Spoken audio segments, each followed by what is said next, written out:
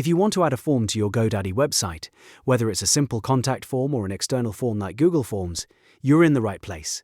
In this video, I'll show you exactly how to do it step by step, and I'll also show you how to publish it so the form goes live on your site. If this tutorial helps you out, make sure to hit that like button and subscribe for more easy website tutorials.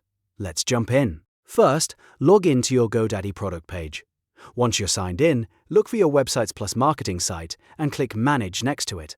This will take you to the tools you need to edit your website. Now, click Edit Website or Edit Site to open the Visual Builder. This is where you can make changes to your pages without needing to code everything manually. It's designed to be simple, even if you're just getting started. Once the editor loads, navigate to the page where you want your form to appear. Scroll to the exact section of the page where you want to place it.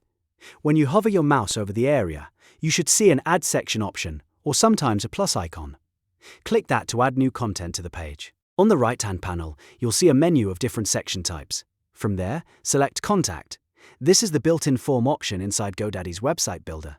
After you select it, pick the visual layout you like best. GoDaddy usually gives you a few different styles, so choose the one that fits your site design. Once you've made your selection, click Add. The form section will now appear on your page, ready to customize. Next, use the Settings panel on the right side to edit the form fields. Here you can rename fields, decide which ones are required, and make sure the form asks for the information you actually need. For example, you might want name, email, phone number, or a message field. You can also mark fields as mandatory, so visitors can't submit the form without filling them out. Now type in the destination email address where you want the form responses sent. This part is very important because every submission from your website will be delivered to that inbox. Double-check the email address so you don't miss any leads or messages. If everything looks good, click Done to save your changes in the editor. After that, hit Publish to put the form live on your website. Publishing is the step that makes sure your visitors can actually see and use the form. And if you want to add an external form like Google Forms, the process is a little different but still very easy.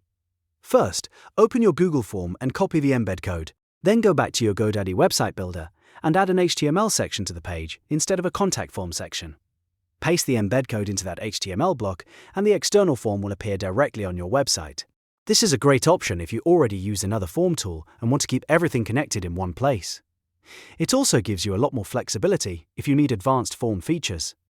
So to recap, you can add a built-in GoDaddy contact form by using the contact section, or you can add an external form by pasting embed code into the HTML section.